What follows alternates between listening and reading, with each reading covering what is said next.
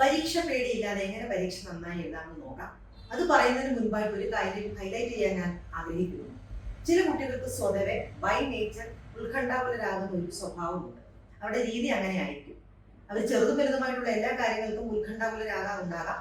ഒരു പക്ഷേ പരീക്ഷയ്ക്ക് മാത്രം അവർക്ക് ഭയമുണ്ടാകാം. അങ്ങനെയുള്ള കുട്ടികൾ എത്ര നന്നായി പഠിച്ചു എന്ന് പറഞ്ഞാലും എത്ര നന്നായി പ്രിപ്പയർ ചെയ്തു എന്ന് പറഞ്ഞാലും പരീക്ഷാ ഹാളിൽ എത്തി കഴിയുമ്പോൾ ഉത്കണ്ഠ കാരണം അവർക്ക് വേണ്ട രീതിയിൽ പെർഫോം ചെയ്യാൻ പറ്റാത്ത ഒരു വിഭാഗം കുട്ടികളുണ്ട്. അത്തരം കുട്ടികൾ തീർച്ചയായിട്ടും ഒരു പ്രൊഫഷണൽ ഹെൽപ്പ് എടുക്കേണ്ടത് അനിവാര്യമാണ്. കാരണം അവർക്ക് പ്രിപ്പറേഷൻ ഇല്ലാത്തത് കൊണ്ടോ അവർക്ക് ബുദ്ധി ഇല്ലാത്തത് കൊണ്ടോ ഒന്നുമല്ല അവർ പരീക്ഷയെ നേരിടാനായിട്ട് ഭയപ്പെടുന്നതും പരീക്ഷ വേണ്ടവണ്ണം രീതിയിൽ എഴുതാൻ കഴിയാത്തതും. ഇനി എന്തൊക്കെ ചെയ്താൽ നമുക്ക് പരീക്ഷാ ഭീതി ഇല്ലാതെ എഴുതാൻ പറ്റുമെന്ന് വേഗത്തിൽ നോക്കാം. ആദ്യം വേണ്ടത് തയ്യാറെടുപ്പാണ്.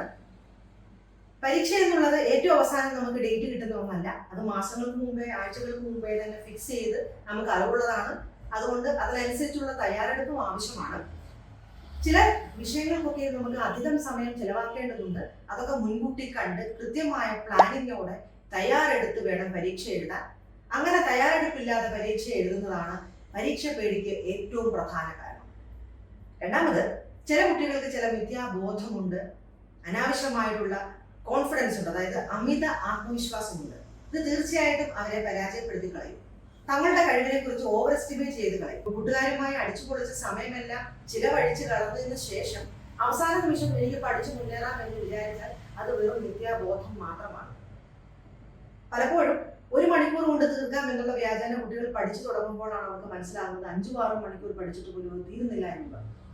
അതുകൊണ്ട് ഏറ്റവും അവസാനം ക്വിക്കായിട്ട് എനിക്കിത് ക്രാക്ക് ചെയ്യാൻ പറ്റുമെന്നുള്ളൊരു ധാരണ മാറ്റി അത്യാവശ്യം വളരെ ആഴ്ചകൾ അല്ലെങ്കിൽ മാസങ്ങൾക്ക് മുൻപേ തന്നെ അതിന്റെ ഒരു പ്രിപ്പറേഷൻ സ്റ്റാർട്ട് ചെയ്ത് വേണ്ടവണ്ണം പോവുകയാണ് വേണ്ടത്. ക്രമം പാലിക്കുക, ക്രമം നിന്നെ പാലിക്കും എന്നുള്ള വിശുദ്ധ അഗസ്തീനോസിന്റെ വാക്കുകൾ പഠന കാര്യത്തിലും വളരെയധികം പ്രാധാന്യം അർഹിക്കുന്നതാണ്. കുട്ടികൾ എല്ലാവരും തന്നെ ടൈം ടേബിൾ ഉണ്ടാക്കാറുണ്ട്. പക്ഷെ അത് യാഥാർത്ഥ്യ ബോധത്തോടെയുള്ള ടൈം ടേബിൾ ആയിരിക്കണമെന്നില്ല. നമ്മളെ കൊണ്ട് എത്ര പോർഷൻ ഇന്ന സമയത്തിനുള്ളിൽ തീർക്കാൻ പറ്റുമെന്നുള്ളൊരു കണക്കൂട്ടൽ ആവശ്യമാണ്. അതിനനുസരിച്ച് മാത്രമേ ടൈം ടേബിൾ തയ്യാറാക്കാവുള്ളൂ. ഈ ടൈം ടേബിൾ ക്രമമായി പാലിച്ചു പോവുകയാണെന്നുണ്ടെങ്കിൽ നല്ലൊരു പരിധി വരെ പരീക്ഷ നന്നായി ക്രോഡീകരിച്ച് എഴുതാനായിട്ടുള്ള പ്രിപ്പറേഷൻ അത് സഹായിക്കുക തന്നെ ചെയ്യും. പഠിച്ചാൽ മാത്രം പോരാ, അത് ഓർത്തിരിക്കേണ്ട ഒരു ആവശ്യം കൂടെയുണ്ട്.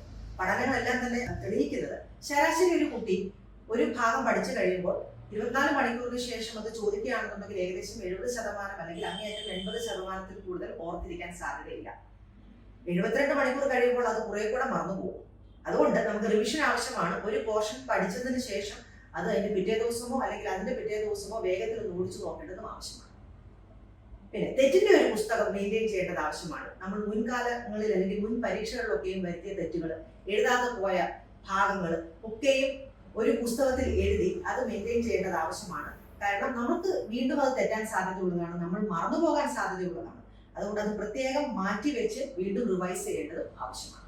ഭക്ഷണം പ്രധാനപ്പെട്ട ഒരു കാര്യമാണ്. സമീകൃത ആഹാരം, ബാലൻസ്ഡ് ഡയറ്റ് കഴിക്കാനായിട്ട് ശ്രദ്ധിക്കുക. കാർബോഹൈഡ്രേറ്റ് കുറഞ്ഞതും കൊഴുപ്പും അല്ലെങ്കിൽ ഓയിലി ഫുഡൊക്കെയും ഒഴിവാക്കി, ജങ്ക് ഫുഡൊക്കെയും ഒഴിവാക്കി ബാലൻസ്ഡ് ഡയറ്റ് കഴിക്കാനായിട്ട് ഏവരും ശ്രദ്ധിക്കേണ്ടത് ആവശ്യമാണ്.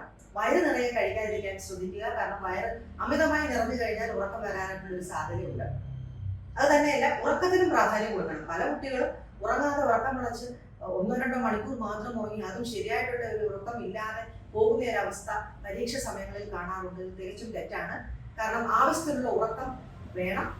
ആ ഉറങ്ങുന്ന സമയത്താണ് നമ്മൾ പഠിച്ചതൊക്കെയും തലച്ചോറിൽ അടുക്കിപ്പെറുക്കി വെക്കുന്നതിന് സഹായകരമാകുന്നത്. അത് തന്നെയല്ല, നമ്മുടെ ബ്രെയിനിന്റെ, നമ്മുടെ ശരീരത്തിന്റെ മൊത്തം റിപ്പയർ നടക്കുന്ന ഒരു സമയമാണ് ഈ ഉറക്കം എന്ന് പറയുന്നത്. അത് വേണ്ടവണ്ണം നമ്മുടെ ശരീരത്തിന് ആവശ്യവുമാണ്. പിറ്റേ ദിവസം ഫ്രഷ് ആയിട്ട് എഴുന്നേൽക്കുകയും ഓർമ്മയോടെ നമ്മൾ പഠിച്ചതൊക്കെയും റിട്രീവ് ചെയ്യാൻ സഹായിക്കുന്നതുമായിട്ടുള്ള ഒരു ഘടകമാണ് ഉറക്കം. അതുകൊണ്ട് ഉറക്കം നിർത്തി ഉള്ള ഒരു പഠനവും ആവശ്യമില്ല. കളിച്ചിരിക്കും പ്രാധാന്യം കൊടുക്കുക എന്ന് കരുതി ഈ അടുത്ത കാലത്ത് വരാൻ പോകുന്ന ആഘോഷങ്ങളിലും വിവാഹങ്ങളിലും മറ്റു ഫംഗ്ഷനിലൊക്കെയും പങ്കെടുത്ത് അതിനു വേണ്ടിയിട്ട് സമയം കളയേണ്ട യാതൊരു ആവശ്യവുമില്ല. കാരണം അത് നമ്മുടെ എനർജിയും സമയത്തെയും ഒരുപാട് കൺസ്യൂം ചെയ്യുന്ന ഒന്നാണ്. എങ്കിലും കളിച്ചിരികൾ ആവശ്യമാണ്, റെക്രിയേഷൻ ആവശ്യമാണ്. അതിനു വേണ്ടുന്ന ഒരു സാധ്യത, അതിനു വേണ്ടുന്ന ഒരു സാഹചര്യം നിങ്ങൾ തന്നെ ഒരുക്കിയെടുക്കേണ്ടത് ആവശ്യമാണ്. പക്ഷേ അത് സമയം അതിക്രമിച്ചു പോകുന്ന രീതിയിൽ, സമയം വേസ്റ്റ് ആക്കുന്ന രീതിയിൽ ആകരുത് എന്ന് മാത്രം. പരീക്ഷയ്ക്ക് കൃത്യമായി ഒരുങ്ങിയിറങ്ങേണ്ടത് ആവശ്യമുണ്ട്. പരീക്ഷയ്ക്ക് കൊണ്ടുപോകേണ്ട സാധന സാമഗ്രികൾ എന്തൊക്കെയാണെന്ന് വെച്ചാൽ അത് തലേദിവസം തന്നെ റെഡിയാക്കി വെക്കുക. വേണമെങ്കിൽ പേരൻസിന്റെ സൂപ്പർവിഷനും ആ സമയത്ത് തേടാവുന്നതാണ്. Instrument box, pen, pencil, hall ticket മുതലായവ കാരണം ഇവയിൽ ഏതെങ്കിലും ഒന്നില്ലെങ്കിൽ അത് പരീക്ഷയെ നെഗറ്റീവായിട്ട് തന്നെ ബാധിക്കാനായിട്ടുള്ള സാധ്യതയുണ്ട്. പരീക്ഷാ തലേന്ന് പുതിയതൊന്നും തന്നെ വേണ്ട. നമ്മൾ നേരത്തെ പഠിച്ചത് തന്നെ റിവൈസ് ചെയ്താൽ മാത്രം മതി. അല്ലെങ്കിൽ പഠിച്ചതുമില്ല പിടിച്ചതുമില്ല എന്നുള്ളൊരു സാഹചര്യം ഉണ്ടാവും. പഠിച്ചതെല്ലാം തന്നെ റിവൈസ് ചെയ്തതിനു ശേഷം സമയമുണ്ടെങ്കിൽ മാത്രം പുതിയത് എന്തെങ്കിലും ഒന്ന് നോക്കാവുന്നതാണ്. പക്ഷെ അത് മനസ്സിലായില്ല എന്നുകൊണ്ട് ഉത്കണ്ഠാകുലരാകുന്ന ഒരു സ്വഭാവം ഉണ്ടെങ്കിൽ അതും വേണ്ട. സൂചനകൾ മാത്രം തലേദിവസം ഉപയോഗിക്കുക. അതായത് പുസ്തകത്തിന്റെ ഒരു അറ്റം മുതൽ മറ്റേ അറ്റം വരെ വലിച്ചു വാരി നമുക്ക് വായിക്കാനായിട്ട് തലേദിവസം സാധ്യമല്ല. അതുകൊണ്ട് അതിനു മുൻപേ റിവൈസ് ചെയ്യുമ്പോഴും പഠിക്കുമ്പോഴും അതിന്റെ പോയിന്റ്സ് സൈഡിൽ എഴുതി വെക്കേണ്ടത് ആവശ്യമുണ്ട്. പരീക്ഷാ തലേന്ന് ഈ പോയിന്റ്സ് മാത്രം ഓടിച്ചിട്ട് പോകുക, അത് മെമ്മറൈസ് ചെയ്യാനായിട്ട് ശ്രമിക്കുക. ഇങ്ങനെ സ്ട്രക്ചേർഡ് ആയിട്ടുള്ള രീതിയിൽ അല്ലെങ്കിൽ വളരെയധികം തയ്യാറെടുപ്പുള്ള ഒരു രീതിയിൽ തന്നെ പരീക്ഷ എഴുതാനായിട്ട് നിങ്ങൾക്ക് എല്ലാവർക്കും സഹായകരമാകട്ടെ. ഒരു യുദ്ധത്തെ നേരിടുന്ന എല്ലാവിധ സന്നാഹങ്ങളോടെ പരീക്ഷയെ നമുക്ക് നേരിടാം. ടെൻഷൻ ഫ്രീ ആയി, സ്ട്രെസ് ഫ്രീ ആയി, സമ്മർദ്ദമില്ലാതെ പരീക്ഷ എഴുതുന്നതിന് ഏവർക്കും പ്രാപ്തി ഉണ്ടാകട്ടെ എന്ന് ആശംസിക്കുന്നു. അതോടെ ഈ എപ്പിസോഡ് ഇവിടെ പൂർണ്ണമാകുകയാണ്. അടുത്ത എപ്പിസോഡിൽ പരീക്ഷാ ദിവസം എന്തൊക്കെ ചെയ്യണം എന്നുകൂടി നമുക്ക് നോക്കാം.